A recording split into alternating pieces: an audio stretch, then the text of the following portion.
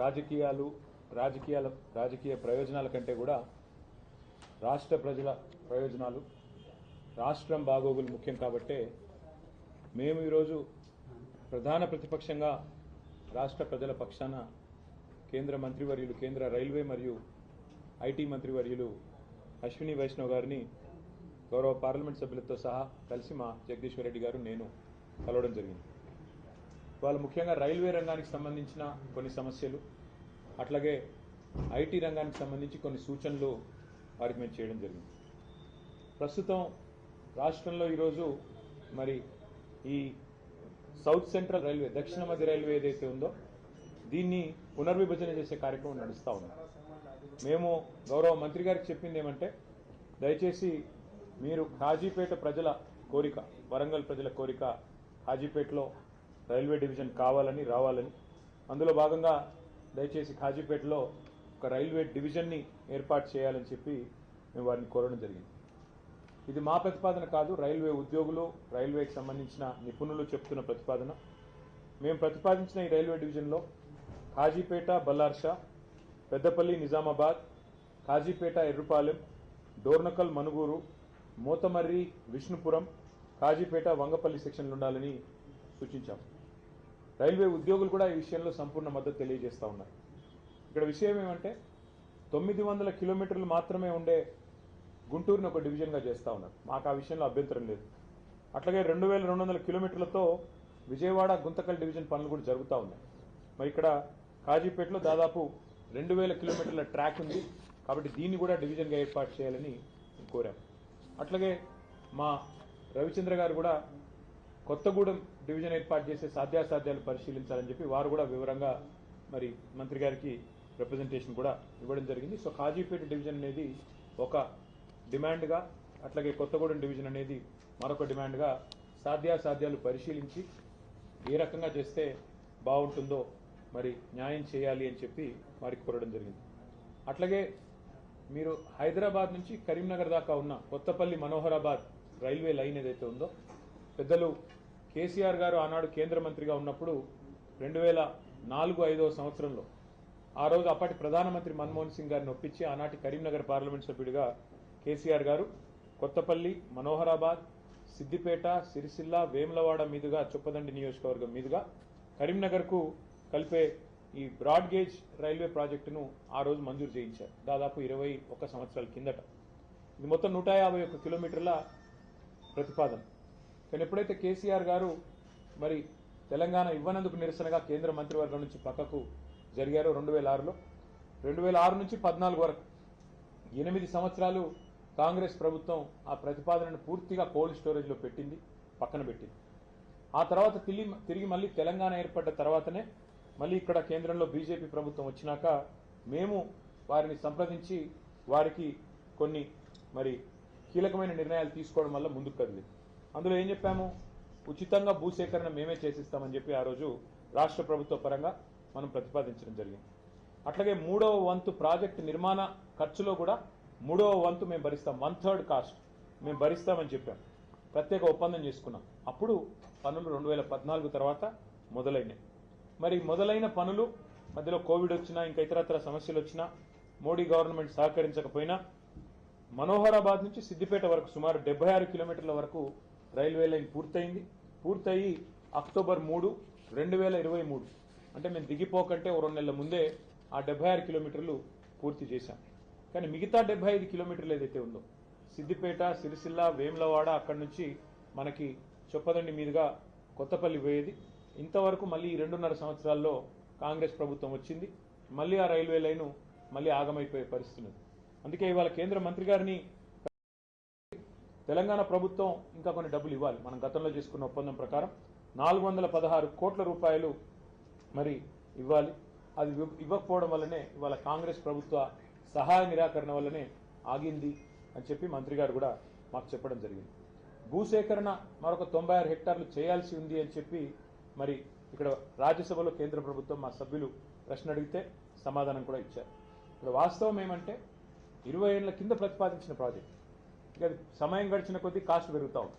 అందుకే మంత్రి గారికి గుర్తు చేశాం, మొదలు మంజూరైనప్పుడు 1160 కోట్లు ఈ రైల్వే లైన్ యొక్క అంచనా వ్యయం. ఈరోజు అది 2780 కోట్లకు పెరిగింది, అంటే డబల్ కంటే ఎక్కువైంది. ఈ ప్రాజెక్ట్ వల్ల లాభం ఏంటి ఈ రైల్వే లైన్ వల్ల అంటే, మధ్యలో టెక్స్టైల్ హబ్గా ఉన్న సిరిసిల్ల, మరి ఒక తిరుపూర్ స్థాయిలో తమిళనాడులో ఎదిగేదానికి ఆస్కారం ఉన్న ప్రాంతం సిరిసిల్ల. వాళ్ళ సిరిసిల్ల నుంచి వస్త్ర ఉత్పత్తులు, అపారెల్ పార్క్ కానీ టెక్స్టైల్ పార్క్ కానీ అక్కడి నుంచి ప్రపంచ విపణిలోకి పోతా ఉన్నాయి, ప్రపంచ మార్కెట్లోకి పోతా ఉన్నాయి. ఇవాళ న్యూయార్క్ దాకా, అమెరికా దాకా కూడా సిరిసిల్లలోని కొన్ని కంపెనీలు తమ తమ టెక్స్టైల్ ఉత్పత్తులను వారు ఎక్స్పోర్ట్ చేస్తూ ఉన్నారు. అట్లాగే పక్కన దక్షిణ కాశీగా పేరుపడ్డ వేములవాడ కూడా అదే సర్క్యూట్లో ఉంది. కాబట్టి రాజరాజేశ్వర స్వామి దేవాలయం అక్కడే ఉంది. లక్షలాది మంది మరి ఆ దేవాలయాన్ని కూడా సందర్శిస్తూ ఉంటారు. అందుకే ఇంతటి ప్రాధాన్యత కలిగిన ఈ లైన్ని మరి వెంటనే ప్రయారిటీ కింద టేకప్ చేయాలని చెప్పి అశ్విని వైష్ణవ్ గారిని, కొంత రాష్ట్ర ప్రభుత్వాన్ని ఒక ముళ్ళుగర్రతో పెట్టి పొడిచినట్టయితే ఏమైనా కదులుతారేమో, నేను చెప్తే ఎట్లాగూ వారు వినరు, మీరన్నా గట్టిగా మీ డిపార్ట్మెంట్ కాబట్టి చెప్పండి అని చెప్పి వారిని కోరారు. దాంతోపాటు సిరిసిల్ల వేములవాడ రైల్వే స్టేషన్ కూడా అత్యాధునికమైన సౌకర్యాలతో అమృత్ భారత్ స్టేషన్ పథకంలో చేర్చాలని చెప్పి కూడా వారిని కోరారు. దాని తర్వాత ఆ స్టేషన్ నుంచి, తంగళ్లపల్లి రైల్వే స్టేషన్ నుంచి నేరుగా మిడ్ మానేర్ రిజర్వాయర్ మీదుగా ఎలాంటి ల్యాండ్ ఎక్విజిషన్ అవసరం లేకుండా ధవళేశ్వరం వద్ద ఎట్లా అయితే ఒక రైల్ కమ్ రోడ్ బ్రిడ్జ్ ఉందో అదే పద్ధతుల్లో ఒక రైల్ కమ్ రోడ్ బ్రిడ్జ్ని కూడా మంజూరు చేయండి అని చెప్పి గౌరవ మంత్రి గారిని మరి కోరడం కూడా జరిగింది. అట్లాగే ఇవాళ మీరు గమనించినట్టయితే హైదరాబాద్ నుంచి ఇవాళ వరంగల్ మీదుగా మన కాజీపేట జంక్షన్ మీదుగా మనకు ఢిల్లీ రైళ్లు అన్నీ వస్తూ ఉంటాయి. అట్లా కాకుండా అటు లోడ్ ఎక్కువ పెరిగింది కాబట్టి రేపు కరీంనగర్ నుంచి ఇటు మంచిర్యాల వైపు నుంచి తీసుకొని పోవాలి రైళ్ళు అంటే ప్రత్యామ్నాయంగా ఎలక్ట్రిఫికేషన్ జరగాలి, లేన్ ఎలక్ట్రిఫికేషన్, రూట్ ఎలక్ట్రిఫికేషన్ జరగాలి. ఇవాళ ఈ రైల్వే లైన్ ఏదైతే ఉందో కొత్తపల్లి మనోహరాబాద్, దీన్ని సంపూర్ణంగా ఎలక్ట్రిఫికేషన్ కూడా టేకప్ చేయాలని చెప్పి మంత్రి గారిని విజ్ఞప్తి చేశాము. ప్రధానమంత్రి గారు ఏదైతే చెప్తున్నారో పిఎం గతి శక్తి అని, ఆ లక్ష్యాలు అందుకోవాలంటే ఎలక్ట్రిఫికేషన్ కూడా చేయాలి, తద్వారా లోడ్ కూడా తగ్గాలి అని చెప్పి కూడా వారికి విజ్ఞప్తి చేయడం జరిగింది. అట్లాగే మంత్రి గారికి ప్రత్యేకంగా ఇంకో విషయం కూడా చెప్పాను. వారు ఐటీ మంత్రి కూడా, రైల్వే మంత్రి మాత్రమే కాదు ఐటీ శాఖ మంత్రిగా కూడా ఉన్నారు. కాబట్టి వారికి చేసిన విజ్ఞప్తి ఏమంటే, గతంలో కేసీఆర్ గారి నాయకత్వంలో మేము అన్ని పాత జిల్లా కేంద్రాలలో, ఆదిలాబాద్ కావచ్చు, కరీంనగర్ కావచ్చు, నల్లగొండ కావచ్చు, మహబూబ్ నగర్ కావచ్చు, ఖమ్మం, కరీంనగర్, నిజామాబాద్ అన్ని చోట్ల ఐటీ టవర్లు కట్టాం. మొత్తం ప్రతి చోట 50,000 స్క్వేర్ ఫీట్ల పైన ఐటీ టవర్లు కట్టాం. అట్లాగే వరంగల్లో అయితే Genpact, LNT, Mindtree, Tech Mahindra, అట్లాగే సైంట్ లాంటి కంపెనీస్ని కూడా తీసుకొచ్చి వాటితోన అక్కడ కార్యకలాపాలు ప్రారంభించాం. ఎక్కడి పిల్లలకు అక్కడే ఉద్యోగ అవకాశాలు రావాలి, ఎక్కడి పిల్లలు అక్కడే మరి వారు తమ తమ జిల్లాల్లోనే తమ తమ ప్రాంతాల్లోనే హైదరాబాద్కి వలస వచ్చే అవసరం లేకుండా మరి బ్రహ్మాండంగా అక్కడే స్థిరపడాలన్న కోరికతో ఈ ఐటీ హబ్లు అత్యాధునికంగా 10 కేంద్రాల్లో మేము కట్టాం.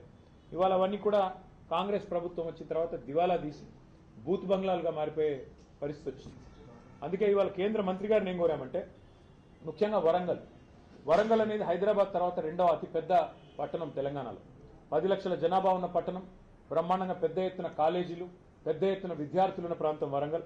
అక్కడ మంత్రి గారిని మేము కోరింది, మీరు మా గతంలో చేసిన పనులన్నీ వారికి వివరించి చెప్పాం, కానీ ఈ 2 ఏళ్లలో ఐటీ గ్రోత్ మందగించింది. ఇది మేము చెప్తున్న మాట కాదు, మేము చేస్తున్న ఆరోపణ కాదు. 9,46,000 ఉద్యోగాలు మేము మా ప్రభుత్వం వైదొలిగిన నాడు హైదరాబాద్, తెలంగాణలో 9,46,000 ఐటీ ఉద్యోగాలు ఉన్నాయి. మరి ఈరోజు మన రాష్ట్ర ప్రభుత్వం వాళ్ళు చెప్తున్న మాటలే, గవర్నర్ గారి ప్రసంగంలో చెప్పారు 7,000 ఉద్యోగాలు తగ్గాయి, ఇప్పుడు కేవలం 9,39,000 ఉద్యోగాలు ఉన్నాయని.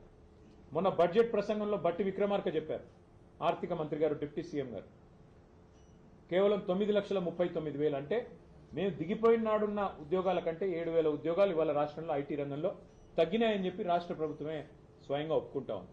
దీనికి కారణాలు ఏమైనప్పటికీ ఇవాళ మంత్రి గారిని మేము అడిగింది ఏమంటే, ఇన్ఫ్రాస్ట్రక్చర్ ఉంది, వరంగల్లో బ్రహ్మాండమైన ఐటీ హబ్ కట్టినాం, అక్కడ ఒక India AI center, India artificial intelligence centre, India data lab వరంగల్లో కేంద్ర ప్రభుత్వం అక్కడ ఉన్న ఇన్ఫ్రాస్ట్రక్చర్ను వినియోగించుకుని ఏర్పాటు చేయండి. హైదరాబాద్ తర్వాత అంత ప్రాముఖ్యత ఉన్న నగరం వరంగల్, కాబట్టి తెలంగాణలోనే మరి 2వ అతిపెద్ద నగరం వరంగల్, అక్కడ ఏర్పాటు చేయండి ఇండియా ఏఐ ల్యాబ్, ఒక ఇండియా ఏఐ సెంటర్ లేదా ఇండియా ఏఐ డేటా ల్యాబ్ ఏర్పాటు చేయండి అని చెప్పి కొత్త పాలసీలో భాగంగా వారిని కోరడం జరిగింది. అట్లాగే కరీంనగర్, ఖమ్మం, అక్కడ సైబర్ సెక్యూరిటీకి సంబంధించిన ఒక ఆర్టిఫిషియల్ ఇంటెలిజెన్స్ కేంద్రాన్ని ఏర్పాటు చేయండి, సెంటర్ ఆఫ్ ఎక్సలెన్స్ ఏర్పాటు చేయండి అని వారిని కోరాం. అట్లాగే సెమీ కండక్టర్ డిజైన్ మరియు డీప్ టెక్ రంగాల మీద మరి దృష్టి సారించే విధంగా STPI centre, software technology parks of India సెంటర్లను, centre of excellence, centre for entrepreneurship కూడా ఏర్పాటు చేయండి. మీకు ఇష్టమైన చోట, అది మహబూబ్నగర్ కావచ్చు, నల్గొండ కావచ్చు, మీకు ఇష్టమైన చోట ఈ 10 ప్రాంతాలు ఉన్నాయి. ఎక్కడ మీకు అనుకూలంగా ఉంటే అక్కడ మీరు దయచేసి ఇది కూడా ఏర్పాటు చేయండి. సో ఒక centre of excellence of STPI on entrepreneurship ఏర్పాటు చేయమని కోరాం. దాంతోపాటు మరి అందుబాటులో ఉన్న ఈ IT టవర్లలో అన్ని మౌలిక సదుపాయాలు ఉన్నాయి. రాష్ట్రం అంతా T-Fiber కార్యక్రమాన్ని కూడా మా ప్రభుత్వమే చేసింది. కనెక్టివిటీ రాష్ట్రం అంతటా కూడా ఉంది. కాబట్టి పాలసీ ఫ్రేమ్వర్క్ కూడా సిద్ధంగా ఉంది, ఇన్ఫ్రాస్ట్రక్చర్ సిద్ధంగా ఉంది. ఈ అన్ని నగరాలు, అన్ని పట్టణాలు ఇప్పటికి మా ప్రభుత్వం వచ్చింటే ఉపాధి కేంద్రాలుగా మారే అవకాశం ఉంది. యంగ్స్టర్స్కి హైదరాబాద్కి, బెంగళూరుకి పోయే అవసరం లేకుండా ఇంకా ఎక్కువ IT విస్తరణ జరిగేదానికి మా ప్రణాళికలు ఉండినాయి. కానీ ఈ ప్రభుత్వం, కాంగ్రెస్ ప్రభుత్వం పట్టించుకోవట్లేదు. మీరన్నా జోక్యం చేసుకొని వారికి తెలియజెప్పండి.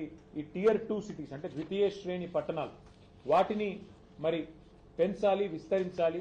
ప్రపంచవ్యాప్తంగా ఉన్న ట్రెండ్కు అనుకూలంగా మనం కూడా AIని వినియోగించుకోవాలి, ఆర్టిఫిషియల్ ఇంటెలిజెన్స్ని.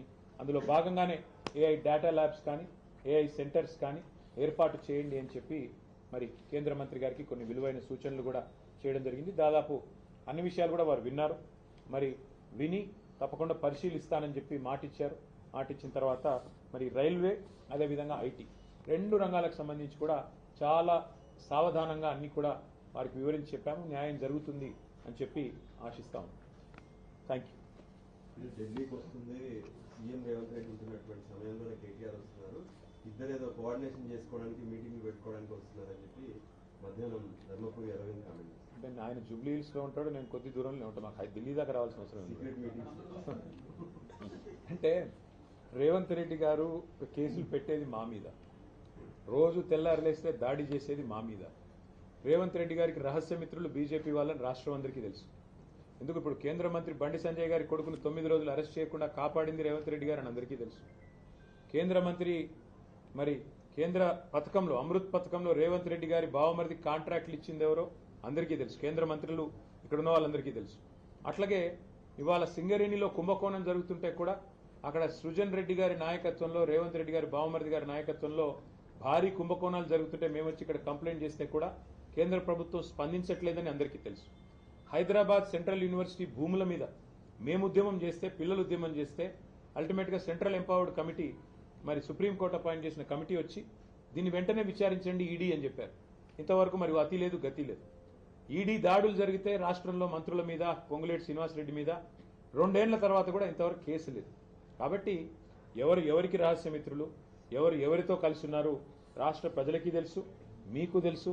మరి మాకు రేవంత్ రెడ్డి గారిని కలవాల్సిన అవసరం కానీ, రేవంత్ రెడ్డి గారితో సంభాషించాల్సిన అవసరం కానీ మాకు లేదు. రేవంత్ రెడ్డితో తలపడుతున్నాం. ఆయన అరాచకాలను ఇవాళ ఒక మాట చెప్పాలంటే, నిన్న హైకోర్టు చెప్పింది హైడ్రా అనేది 9 తలల విషసర్పం అని చెప్పింది నిన్న హైడ్రా గురించి. ఏది? రాష్ట్ర హైకోర్టు. ఇంతకంటే చెంపపెట్టు ముఖ్యమంత్రికి ఏముంటుందని నాకు అర్థంగా సిగ్గుండాలి. బడాబాబులను మాత్రం వదిలిపెట్టి గరీబోళ్ళ ఇండ్ల మీద పడి, బడాబాబులు అంటే ఎవరండి? రాష్ట్ర రెవెన్యూ మంత్రి పొంగులేటి శ్రీనివాసరెడ్డి ఇల్లు చెరువులో ఉంటుంది, దాన్ని హైడ్రా ముట్టదు. రాష్ట్ర ముఖ్యమంత్రి గారి సోదరుడు ఇల్లు FTLలో ఉంటుంది, దాన్ని హైడ్రా ముట్టదు. రాష్ట్ర మంత్రులు వివేక్ గారు, శాసన మండలి చైర్మన్ సుఖేందర్ రెడ్డి గారు, రాష్ట్రంలో ఇంకా కీలక నేతలు చాలా మంది బిల్డింగ్లన్నీ చెరువుల్లో ఉన్న, షికాల్లో ఉన్న వాటిని మాత్రం హైడ్రా ముట్టదు. ఎవరిని ముడుతుంది హైడ్రా? బీద, బిక్కి, మధ్యతరగతి ప్రజలు. నేను అడుగుతా ఉన్న ముఖ్యమంత్రిని, కబ్జా కోరులు అంటున్నావు, అందరికంటే పెద్ద కబ్జా కోరులే నీ అన్నదమ్ములు కదా. అందరికంటే ఎక్కువ ఆస్తి దోస్తున్నది, అందరికంటే ఎక్కువగా ఇవాళ విధ్వంసం చేస్తున్నది నీ మంత్రులు కదా. 1 కోటి ఎకరాలు నిషేధిత జాబితాలో పెట్టింది నీ మంత్రి కాదా? కేసీఆర్ గారు దిగిపోయినాడు, కేసీఆర్ ప్రభుత్వం దిగిపోయినాడు. రాష్ట్రంలో నిషేధిత భూముల సంఖ్య ఎంత అంటే, మొత్తం సైజు ఎంత అంటే 16 లక్షల ఎకరాలు. ఇవాళ 1 కోటి ఎకరాలకు చేరుకుంది. ఏ కారణం చేత పెడుతున్నారు 1 కోటి ఎకరాలు? 30% కమిషన్లు తీసుకోవట్లేదా నీ మంత్రులు? కబ్జా కోరులు, భూదందాలు చేసేది, భూమిని ఇలా భూహారతిలాగా మింగుతున్నది నీ ప్రభుత్వం కాదా? నీ మంత్రులు కాదా? ప్రజలకు తెలియదా? కాబట్టి హైడ్రా పేరిట నువ్వు సృష్టిస్తున్న అరాచకం, పేదవాళ్ళ ఇల్లు కూలగొడుతూ, హైదరాబాద్లో ఒక ఇల్లు కట్టాడా 2 ఏళ్లలో, 2.5 ఏళ్లలో? ఎన్ని ఇల్లు కూలగొట్టావు నువ్వు? కొన్ని వేల ఇల్లు హైదరాబాద్లో కూలగొట్టి ఒక్క ఇల్లు కట్టకుండా, ఒక్క ఇటుక పెట్టకుండా విధ్వంసం సృష్టించి రియల్ ఎస్టేట్ను కుప్పగూల్చి నువ్వు డబ్బులు చేసుకుంటున్నావు. పెద్ద పెద్ద ఈ బిల్డర్లు ఇవాళ చెరువుల్లో ఇల్లు కడుతుంటే, పెద్ద పెద్ద బిల్డింగ్లు కడుతుంటే నీకు కనబడదు, కానీ ఇవాళ పెద్ద పెద్ద మాటలు. అందుకే మేము అనేది హైడ్రా అనేది it has become a blackmailing extortion tool of Revanth Reddy.